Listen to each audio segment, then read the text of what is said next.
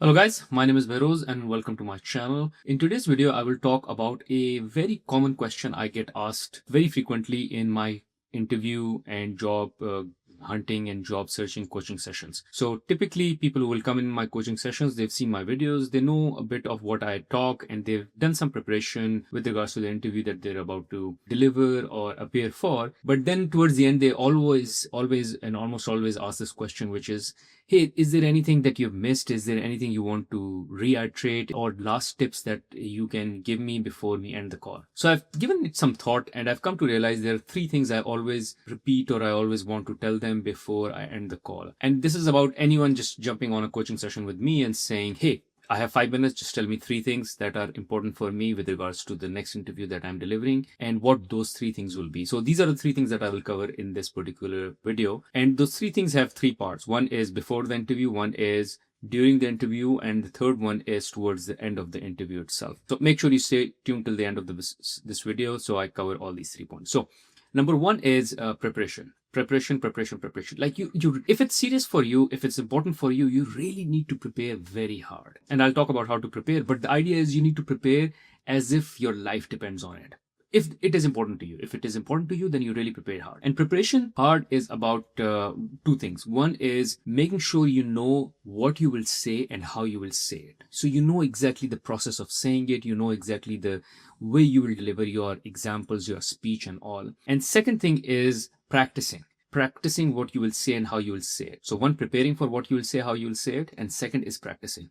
I typically recommend people to write down what they have to say, because once you write down, it kinds of loads into your long-term memory. And now you don't have to remember, because one, it is your example. You know the most about it. No one else in the room would know most about it. And second, once you've written it down in a way which you want to explain, which you want to speak. And especially the point about writing is that when you're thinking, your thoughts are faster than you can speak, and your speech is faster than what you can write.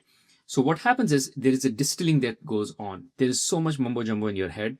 When you speak, some of it gets clarified, but there's still a lot of rambling that you can do. But once you put it on paper, because writing is slower than what you think or what you speak, it is the most perfect thought that comes out, and hence it is much cleaner for you to write. And second, once you've written it down, you can read it as well to see, does it make sense? Is it simple? Is it clear or not? Another thing about preparation is make sure to prepare for and I always say this is like tip number one, make sure always prepare for the answers and not for the questions. People make this mistake, especially given my videos as well. They try to look for the questions to be asked in the interview. Hey, what is Bahroz telling me? Which kind of questions should I expect to be asked? And then they go and try to prepare for the questions. If I will be asked this question, this is how I will answer. If I will be asked this question, this is how I will answer. The challenge with that is there are permutation and combinations of around 100 questions that can come in an interview, or maybe more. Would you go and prepare for 100 questions? That's a disaster, right? You'd rather go for preparing what is that you want to tell them in the interview. You sit down and you go like, okay, these are the 8 things that I want them to know about me. 8 examples, 8 stories that I want them to know about me or this particular interviewer. And then you prepare those examples. Don't prepare for the questions.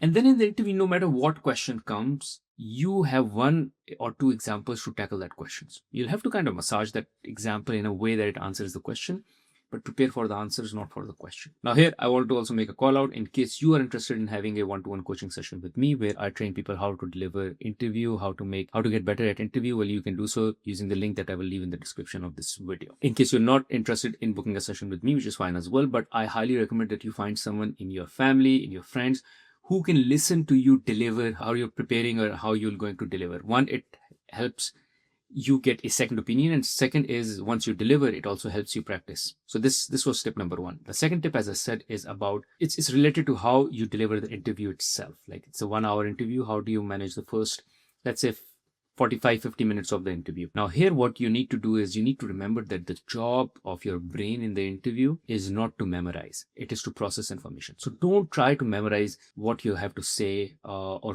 learn what you have to say and memorizing and just delivering a speech which you've memorized. No, that's not the job. The job of the brain in the interview is to process information. So the idea is, for instance, if you're asked a question, don't go for speed. Do not go for speed. You were not given marks with how fast you give an answer. You're given marks with regards to how good of an answer you give. So anytime you're asked a question, you've not memorized, right? So anytime you're asked a question, take a deep breath, say, give me some time to think about it. Like you don't have to say it every time, but even if you want some time to think about it, take some time. Or when you're being asked a question, start writing the key points from the questions. And what you can do is, once they're done asking the question, you can continue to write for another 30 seconds to 60 seconds. Now, don't delay it more than, don't keep a pause of more than 60 seconds, then it would be a bit weird. But you can always take 60 seconds to think about it. And trust me, 60 seconds are a lot. If you have full 1 minute, even 30 seconds are a lot. If you have good 30 seconds to 45 seconds to think about the answer, you will be much better prepared in your brain. And second, you're writing, right? So if you're writing, you're taking notes, you're saying, okay, these are the 3 things I want to talk. Now you have them written, and then you deliver them with confidence. So you didn't memorize anything. You're not pulling anything from your memory. It's just that you're thinking, okay, this is the best answer that I can give them. This is how I want to deliver the answer. So you write them down as well. Now, what this does is, it also gives you an option to look down on the sheet. Because, for instance, you write 3 things down. Hey, these are the 3 things I want to tell them. For instance, they ask you about how do you go about prioritizing. Suddenly you write, first thing is what is important. Second is alignment on the priorities. Third is, I understand what is the value being driven by different priorities that I've selected, right? Now you write these 3 things down in short form. You take 45 seconds to write them down. And then when you deliver, you can say, the first thing I'll do is I will give it a importance quotient. Which one is important, more important, which one is less important. Now you forgot the second one because you're not using your brain to memorize. But the good thing is it's written down here. You wrote it, and the interviewer knows that you were taking notes. So you can look down and say, oh, the second thing I'll do is make sure I align those priorities with my manager, and so on and so forth. So this is kind of the second tip. And the third tip I want to give you is with regards to how you end the interview. Always during the end, 99.9% of the time, the interviewer will go like, and it's like a standard thing to do for an interviewer, hey, do you have any questions for me? Now, this is a part of the interview which I've spoken multiple times, and I've made multiple videos on it as well, which is the interviewer is just doing a formality. Most of the people, what they do is either they don't ask a question, which is a disaster. It just means you're not interested. Hey, I don't have any questions. Don't go like that. But more importantly, there are people who will ask a question, but they ask a question for the sake of asking questions. And it's more like they'll ask a question, the interviewer will reply, and then they'll be like, okay. No. Ask a question in a way which strikes a conversation. So for instance, here, you ask them a question, they answer. One choice is just to say, thank you. The second choice is to say, thank you, and then build on top of it. So you strike a conversation. And when you build on top of it, you kind of try to sell yourself. You try to sell your strengths, your qualities as well in those last 5 minutes as well. So don't lose those last 5 minutes. See, this 1 hour of interview is each minute, each second is very important. What you don't want to do is leave the last 5 minutes to say, okay, I'll just ask a few questions, they'll answer, and that's it. No. Use them to also sell yourself that you're the right candidate for this role.